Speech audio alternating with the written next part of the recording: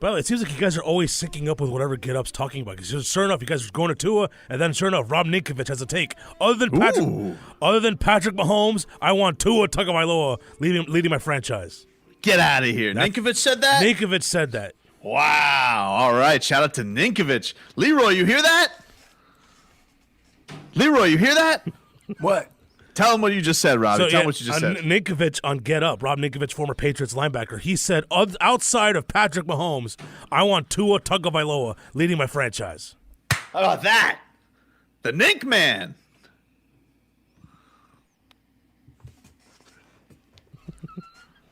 What? Champion. Ninkovich.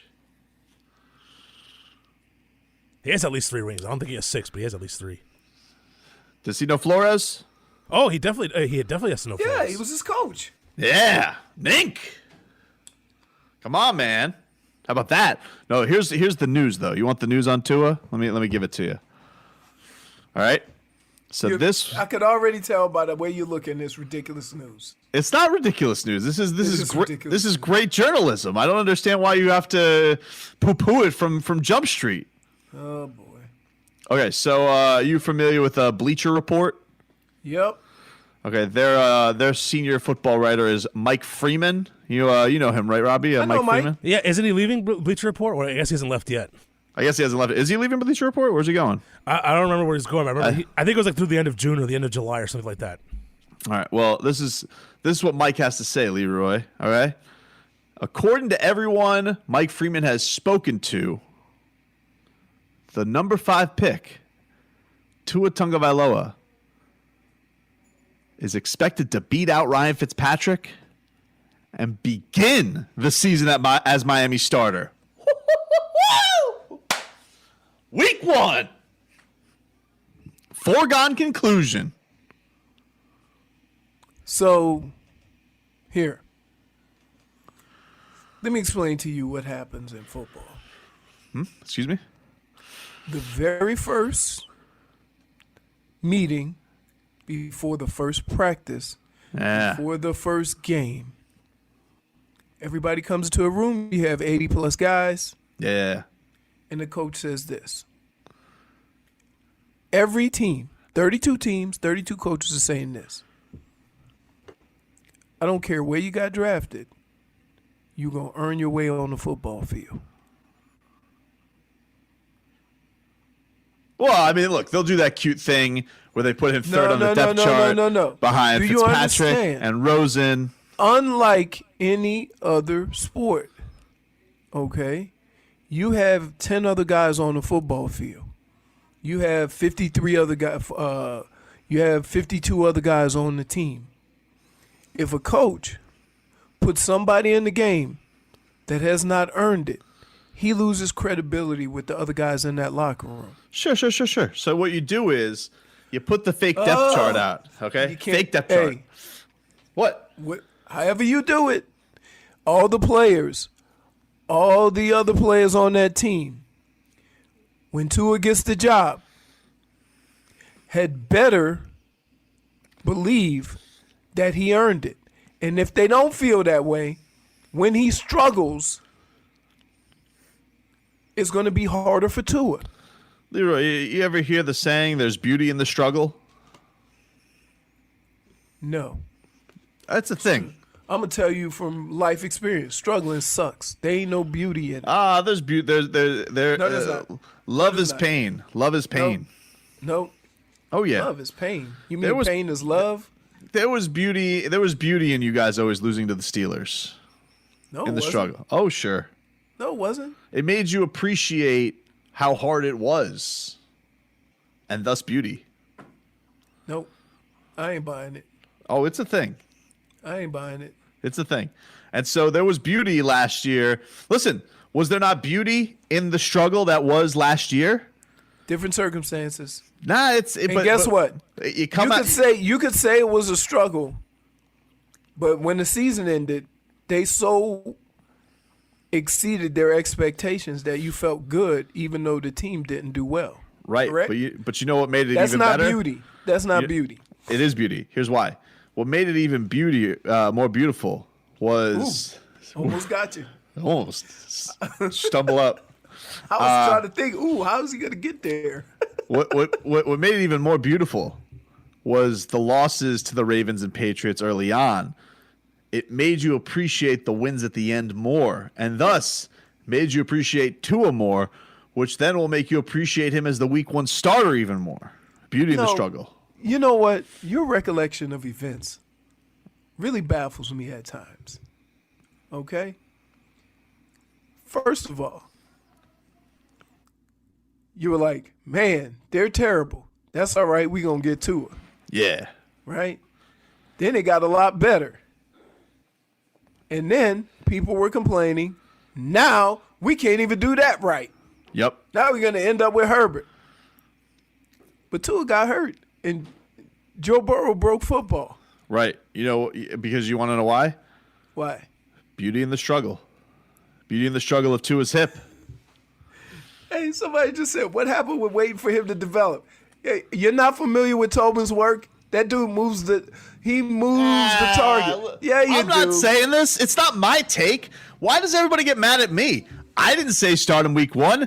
They're saying, you have credible NFL reporters saying it's a foregone conclusion. You're finicky because there's I'm not reporters. finicky. Wait, no, let me tell you why. There's reporters that throw chum in the water all the time. Chum? But you only eat certain bits of the chum. Tua chum, that fits you really good. It's delicious. No, it's not. You don't think he needs to develop? No. As long as he's healthy, I don't feel like this. I feel Let's like see. Let's go through all the quarterbacks that started from day one. You got Baker Mayfield. You have Russell Wilson started day one. Jared Goff started day one. Carson Wentz started.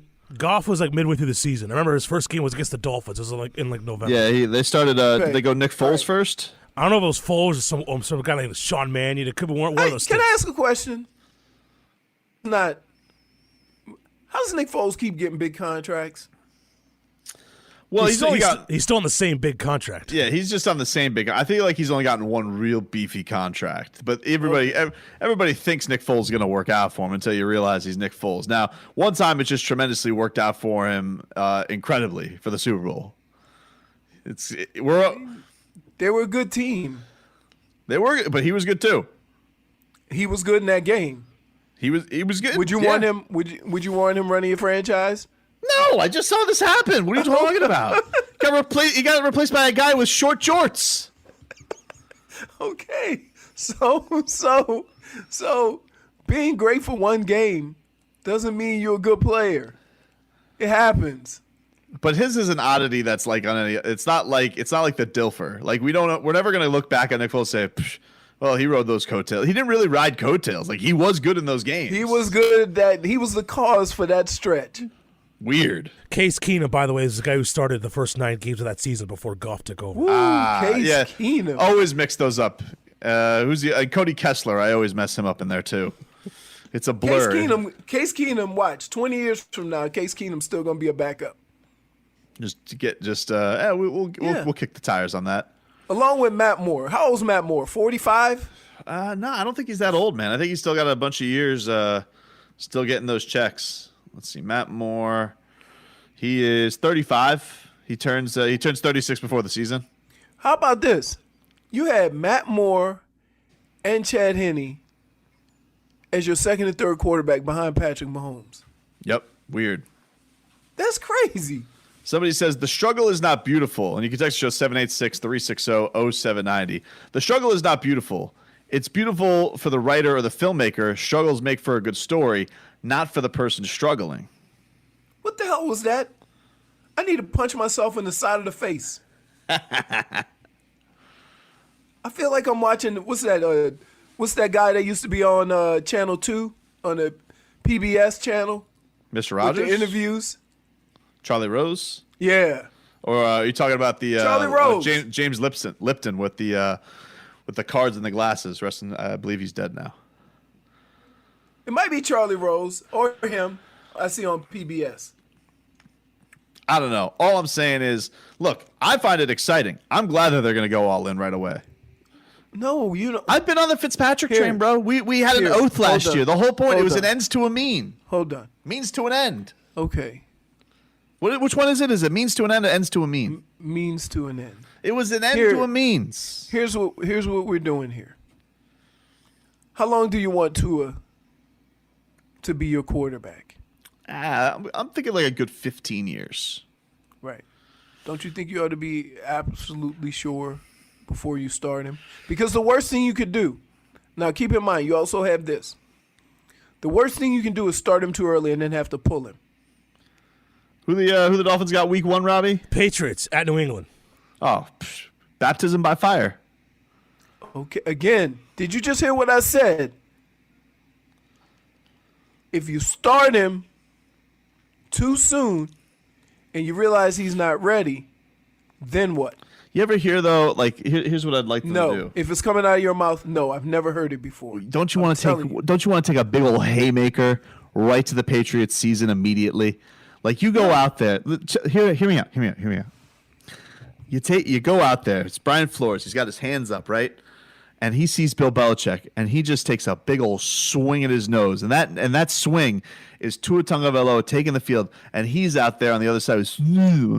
And the Dolphins go, and they whoop their ass. And what you know what that is? That game? That's 2 straight in New England. And that, my friend, is a changing of the guard. And I'm not talking Dieter or Robert Hunt or Eric Flowers. Jesse Davis. Or Jesse Davis. I'm talking changing of the guard in the AFC East. You take one, Flo just gets in there, all right? He goes and he takes one big crack at Bill Belichick, and down goes Bill. Down he goes. All right, I got you. It's funny how you just change with the wind. I'm not changing with the wind. I'm just Wait. Did you not say? I'm riding with the tide. Hey, this is a yes or no. Did you not say Tua could sit for a year? I did say that when I thought that it would have helped in the healing of his hip. When I learned, not really. You don't. Can I just tell you, based on what you saw and what you've seen, you can't tell if Tua's hip's healthy. They say 100%. They haven't played football yet. Didn't you see his little wiggle in the ladder? I told you. I want to see 50 yards of the Dak Prescott. Wouldn't you want to just see round 1, though, the Dolphins come and just cave the Patriots' face in? I would love to see that. But I But I also want to have a quarterback for the future. Yeah, but here's the thing. If you go and you crush their face in with Ryan Fitzpatrick week 1, not the same.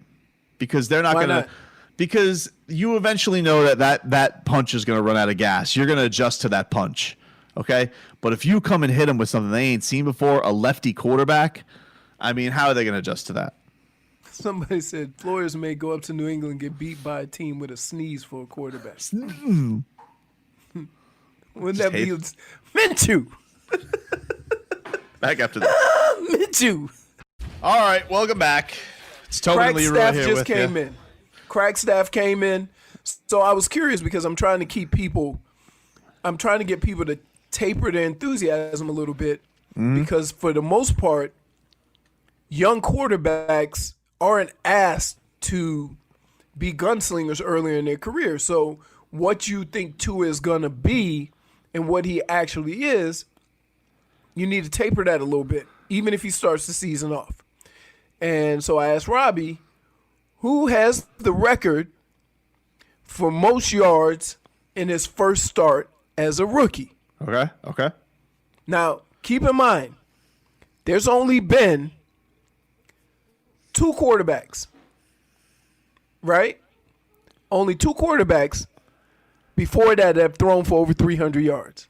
So that's telling you something in itself. And that includes Dan Marino. Damn. The record is Cam Newton, who threw for 422. By any chance did they win that game? They lost. Okay, all right. So I would call that the Bortles. Right.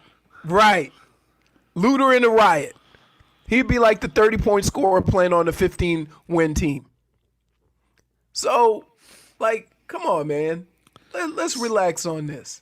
Somebody text in. You can text the show now, 786-360-0790, 786-360-0790. New text line officially open this week, everybody. So plug that into your phones now, 786-360-0790. It should be really easy because now if you can call or text, and so you can just hit the number, and you know how it asks you, do you want audio, text message, or whatever.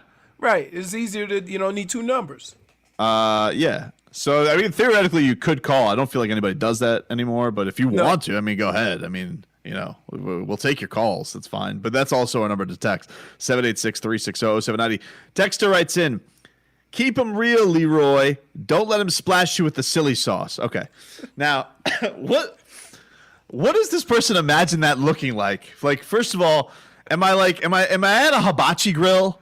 And I'm like, and you come to my table, and I'm just like, I got something for your ass today. Like spraying you, or you're sprinkling hollandaise at me or something, or do you like go to SeaWorld and I'm almost like the performing whale, and you're in the silly sauce zone. You're about to get splashed. Like what does that person picture this looking like? Like you just spewing nonsense. He's like, don't get sucked in. So I'm like the dude with the bow and arrow who's just like showing up. He's Tua week 1. Yep. Man. Yep. And then somebody says, it's Cam Newton. Exactly.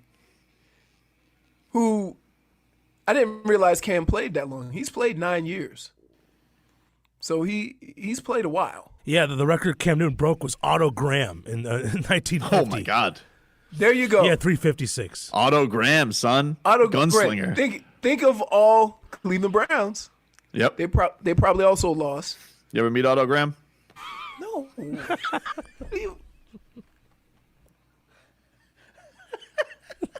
Really? What? I didn't know if there was like a reunion day. I don't know. It's like asking me if I met Uhtred from Vikings. Right? No, Uhtred was the last. Oh, man. Ragnar from Ragnar Lothbrok. You could tell the times though, because now I'm watching England, France, and the Vatican. By the way, they weren't scared of all these countries. You know whose army they were afraid of? The Vatican. Oh yeah, that Pope. Oh my goodness, religion is for real back then. No joke. No joke. No man, look. You're just spewing nonsense. So is it kind of like a sprinkler? Like I'm out on the lawn, I'm like, start yes, one. Yes. And you just say every time it moves, it's a new topic that you throw silly sauce at. Growing pains is no big deal. Win the AFC East now.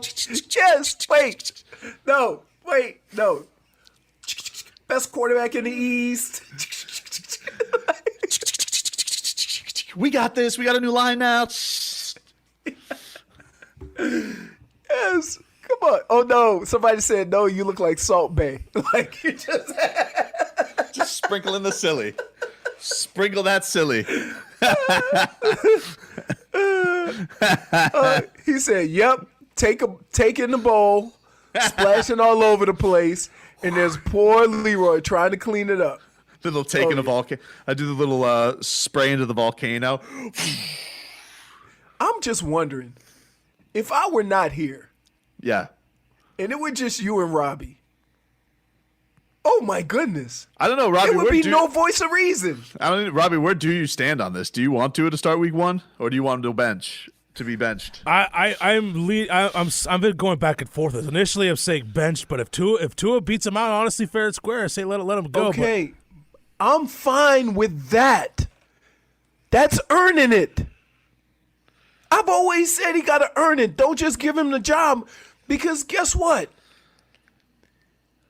All the quarterbacks that have just been given the job, there's only a select few that have been any good. That's true.